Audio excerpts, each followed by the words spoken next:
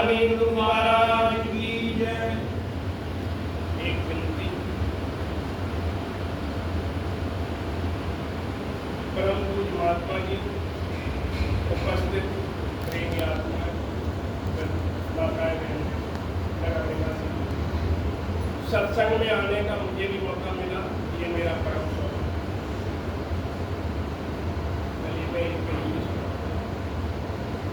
विनती करूं गुरुदेव की शरण में मुझको लीजिए, पाप जो हम में भरे उनको खत्म कर दीजिए। विनती करूं गुरुदेव की शरण में मुझको लीजिए, पाप जो मन में भरे उनको खत्म कर दीजिए। जन्म जन्मों से अंधेरा छा गया जीवन में मेरे, ज्ञान की ज्योति लखा दो, दया के दर्शन दीजिए। दर दर की ठोकर लगी, चोटिल हुआ तन मन मेरा, शरण में मैं गुरुदेव हूँ, लज्जा मेरी रख लीजिए। भव में फंसा दी नाव मेरी, इस कुटिल मन ने मेरे, डूबते को थाम कर भव पार मुझको कीजिए। जड़ से जड़ता आ गई, जड़ता में डूबा तन मन मेरा, जड़ से जड़ता आ गई, जड़ता में डूबा तन मन मेरा। हे गुरुवर अपने ज्ञान से जड़ता मिटा मेरी दीजिए। विनती करूं गुरुदेव की शरण में मुझको लीजिए। अजब रूहानी आप हैं, ये क्षण भंगुर जीवन मेरा, अजब रूहानी आप हैं, ये क्षण भंगुर जीवन मेरा। इस जीव को निर्जीव कर जीवन सफल मेरा कीजिए। विनती करूं गुरुदेव की शरण में मुझको लीजिए। बोलिए रानी कुमार की जय। सत्संग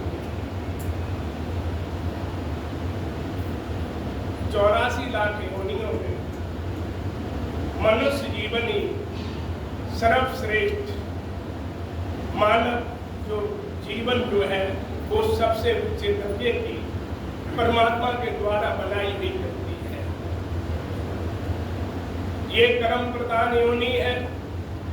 इस योनि में आने के बाद मनुष्य ने यदि कुछ नहीं कर पाया, अपने जीवन को इस अधर्म क्षेत्र से धर्म क्षेत्र में नहीं पहुंचा पाया, तो ये सबसे बड़ी भूमि है। मनुष्य योनि में आने के बाद मनुष्य यहाँ पर छल कपट और बहुत प्रकार के कर्म करता है। चोरी जारी पतारी मिथ्या और बोलना, ये सब संसार के लोग यहाँ पर आकर के करते हैं और अधोगति के जाने के कर्म तो करते रहते हैं।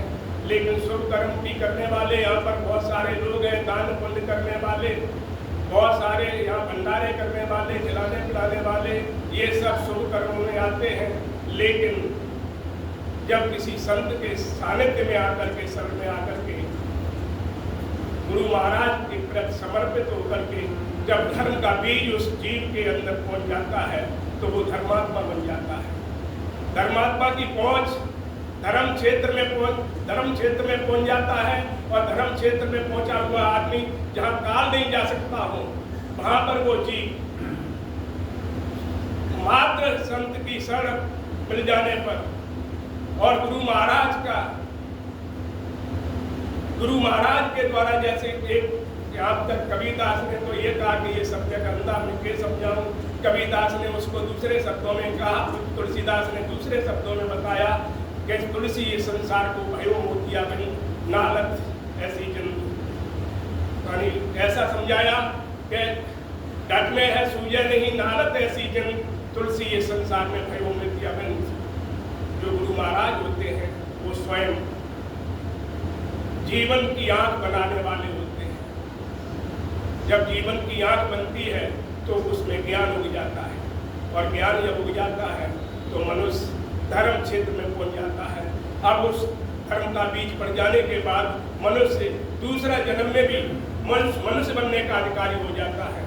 लेकिन यदि वो साधन सुमरण करे और गुरु महाराज की आज्ञा का पालन करे, गुरु संत की सेवा करे, संत के सानिध्य में रहे, तो वो आदमी, वही आदमी आगे चल करके इसी जो धर्म क्षेत्र से और ऊपर की मंजिल में जाने का रास्ता बना लेता है। महात्मा जी ने उसी को रूहानी धाम के लिए बताया, रूहानी धाम बताया, कोई किसी और नाम से बताते हैं, वो रास्ता अपना बनाता चला जाता है। और यही रास्ता है संतों के सानिध्य में आने से, जो लोग यहाँ पर तपस्या करके दूसरी विधियों से जीवन भर करते रहे और वो अपने आप को नहीं मतलब ऊंचे दर्जे में नहीं जब पहुंच सके, यहाँ पर ही कहीं न कहीं किसी न किसी रास्ते पर भटक गए। लेकिन सत्य संत के सानिध्य में आने पर ये रास्ता बहुत सहजता से और सरलता से मिल जाता है।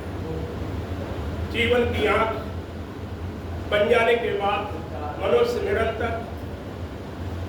निरंतर साधन सुमरण करें और सेवा को करें। यही विनती आप सभी से है। बोलिए रूहानी गुरु महाराज।